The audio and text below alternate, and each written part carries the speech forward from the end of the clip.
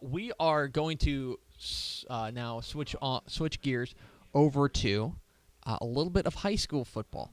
I think with Brock winning the state title last year, it kind of made people realize, hey, here are these new programs that are making noise. Brock is obviously the biggest example there, winning the 3A Division 2, 3A Division 1, 3A Division... Which 3A title did they win? Brock. D1? D1, okay. 3A Division 1.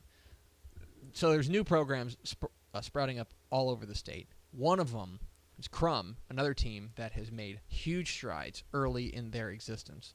And here to talk about his Bobcats, the only coach in Krum history, it is Coach Gary Robinson. Coach Robinson, how are you? Hey, Greg, Max, how you guys doing? Thanks for having me today. Hey, absolutely. Wanted to, we've been meaning to catch up with you for a while to talk about your squad. I guess first and foremost, you came on at Krum. You helped to start the program there with the Bobcats.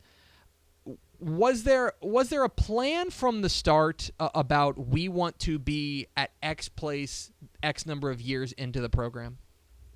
Yes, sir. We started the program here in 2008, and we started it with 7th and 8th graders, in fact. And our plan was to add a grade each year, and we started with 3 coaches, including me, that first year in 2008 with middle school kids. And as we added a grade each year, we hired 2 new coaches in.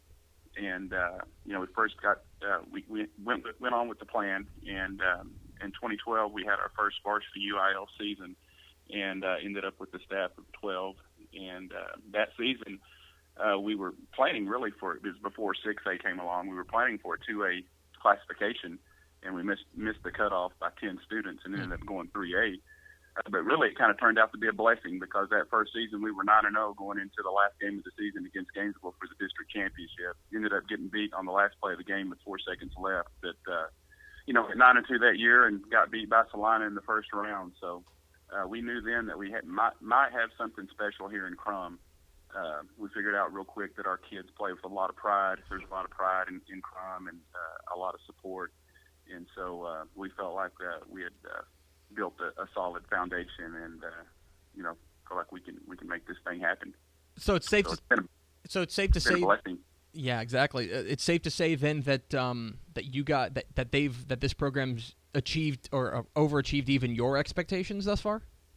Yes, sir. Especially in that 2012 season, going 3A right off the bat, whenever we thought we were going to be 2A and doing what the boys did that year. Absolutely, we felt like we've exceeded expectations. But at this point in the program and with our players accomplished this year, we feel like. We exceeded earlier expectations, but now it is expected. Our kids expect to win, and we expect to win 2 or 3 playoffs every year at this point. Is that difficult? Is that difficult to instill in these kids who have never, I think it's easy if you're the coach out at Odessa Permian, right? Where right. You just go and you point to the wall and you go, be like them. Is it a difficult process to instill kind of the expectations and instill kind of the the history when you don't really have any?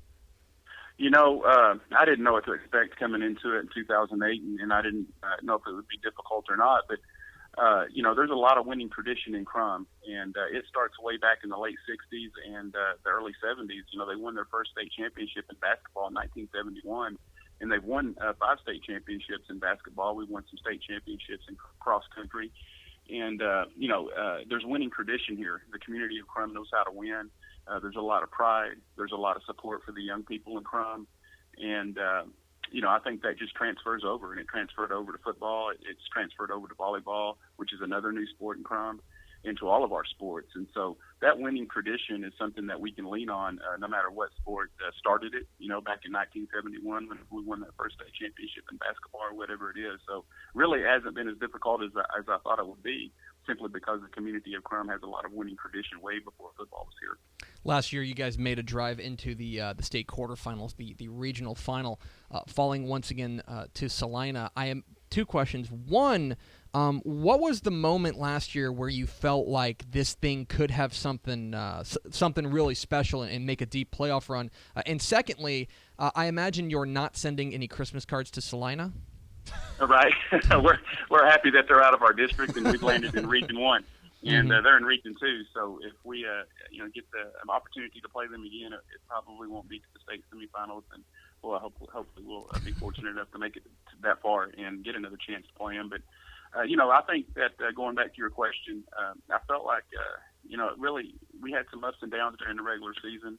Our record, we did enough to get in the playoffs, but I felt like when we beat Godley, we played really well against Godley in the first round, but whenever we played Iowa Park. Iowa Park, they looked good in warm-up and looked athletic. And whenever we beat those guys, I knew we had something special, even though the next week was Sweetwater, and that was the last game for us to win of the season. But I knew when we beat Iowa Park that we had a special football team. We're talking with Gary Robinson, the head coach of the Krum Bobcats here on DCTF Live. Get involved in the conversation at hashtag DCTF Live. Coach, you got one heck of a player and a guy who four-year starters have been extremely rare at Krum just based on math.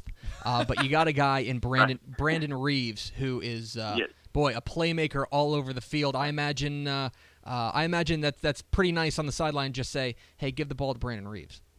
Yeah, I'm glad you brought Brandon up. He's was the utility player of the year in our district. And that he is. I mean, we can put him at quarterback, running back, receiver. If we needed him on defense, he would be great at free safety, cornerback, whatever we needed him. And so he's all around best football player, and he's been a blessing for us. His big brother played on that 2012 season for us and was our starting center, and he was an all-district center for us, and also plays college baseball now. And I feel like Brandon's going to have a great senior year, and he's going to go off and play some college football for us. But that family's been good to us, and it's just a good athletic family and great supporters. But Brandon is one great football player for us. And you guys are going to bring back 6 starters on defense, perhaps none more important than your linebacker, Colton Spradley, a guy who was all over the field for you guys.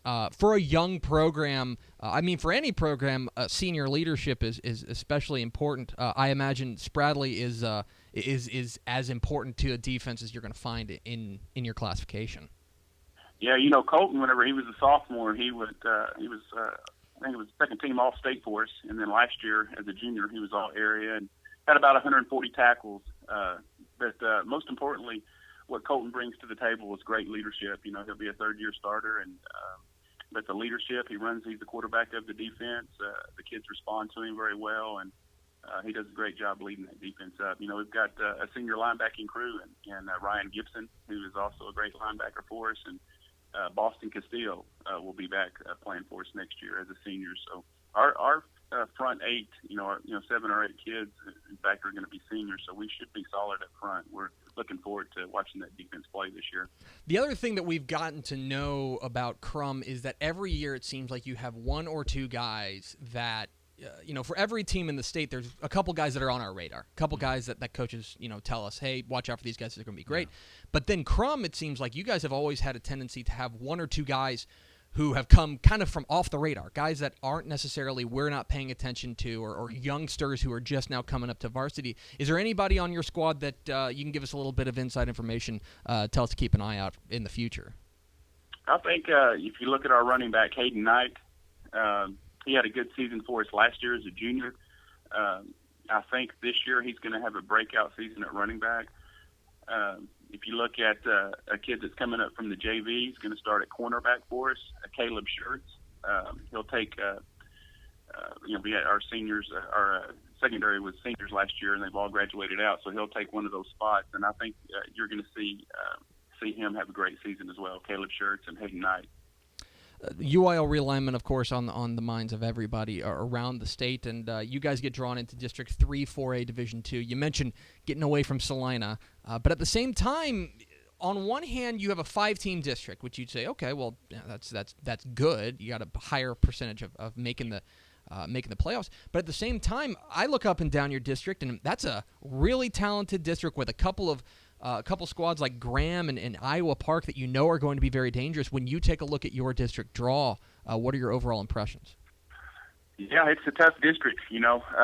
these last 2 years we've been in a relatively tough district. We had to deal with Salina and such, but this year I don't think we can have a breakdown. Every week we're going to have to go in and mentally prepared and ready to play, because every week it's going to be a tough game. Iowa Park, we faced them in the playoffs this last year and beat them 35-21, but they're going to be out to get us. They're going to be ready to play. We play them at their place, and then of course Graham coming down from 4A D1. They're going to be a little bit bigger than us, and we have to go out there as well. So it's gonna be a tough district, and we're gonna have to play every week. So hopefully we'll be able to get in the playoffs and make another run at it. We're talking with Gary Robinson, the head coach of the Krum Bobcats, here on DCTF Live. Get involved in the conversation at #DCTF Live. And Coach, I want to take you back into your past. Before you were at Krum, you were at Poteet. Before you were at Poteet, you were at Campbell as an assistant. And I'm just curious if there's any particular stars that stand out. I would say maybe the guys who aren't the star running backs. There's a guy, Greg Tepper. Greg Tepper, by the way. I'm thinking maybe a backup offensive lineman. I think of Campbell, Texas. I think of Greg Tepper and the speed and the quickness and the elusiveness. Yeah, yes. Yeah, because right? those backup offensive guards were really something. Yeah, Coach Robinson and I, Max, I don't know if you know this. Coach Robinson and I go way back. I'm sorry, Coach Robinson. Yeah. Right. He was actually, because you were my, if I remember correctly, you were my older brother's position coach. Is that correct? Probably so. Probably. Yes, I mean, yes. We've been. I think so. I may have had you in class too. I don't know. God, I hope not. Yeah. I really hope not. Okay, so then what were your memories of Greg Tepper, varsity backup offensive lineman? This will be good. Just that right there. Literally the one thing. Yeah. He's like, all right, well, he's the backup. Because I remember the a big heart. that was a big yes. Yes, a big heart, and to go along with a small brain. Let's say small brain. Let's say a frame he needs to grow into. Yeah. Well, I think you've done well for yourself, my friend. It's funny because now it's really odd because you've got a lot of guys that I played with at Campbell who are on your staff, and so whenever we see you guys at coaching convention, it's like a high school reunion for me. Oh no. You bet. Yeah, you've got Alan O, who was my offensive coordinator. He was our starting center. Graduated from Campbell in 2004 and went on to play college football. And then once he graduated from college, I hired him here in 2009. And you've got Eric Sean, who was one of my receivers at Campbell, and he also graduated in 2004. And him and Coach O have been best buddies through the years, and also hired him here in 2009. He went to Austin College and played football. We've got Don Osborne here too. Coach Osborne was our offensive line coach, defensive end coach in Campbell for 10 of the 12 years that I was there. So we've got some Campbell influence here, and which has really helped out. And one thing that's helped with our success so far is kind of our consistency in our coaching staff. We brought that Campbell influence over, but we've got a great coaching staff and guys that have been here since the inception of the program. I started with 3 coaches in 2008, and I hired the biggest part of my core in 2009 and 10, and they've been here the entire time, and so we feel like that's helped with our success, is having that consistency to build the program. Well, a lot of Campbell guys here. Well, if you're ever looking for another Campbell guy, I cannot coach, and but if you ever need somebody to write about the team, then come on, baby, we'll take it any day. He is Gary Robinson. He is the head coach of the Krum Bobcats. Coach, follow him on Twitter at Coach G. I have this here. G Robinson. Coach _G Robinson on Twitter. Coach, appreciate your time and enjoy your off season. Hey, thanks you guys. Thanks for having me. It was a pleasure. There he goes.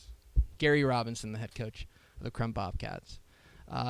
He was an assistant at Campbell, and I tell folks that I had to work here to get my name in the magazine because I was a very bad offensive lineman.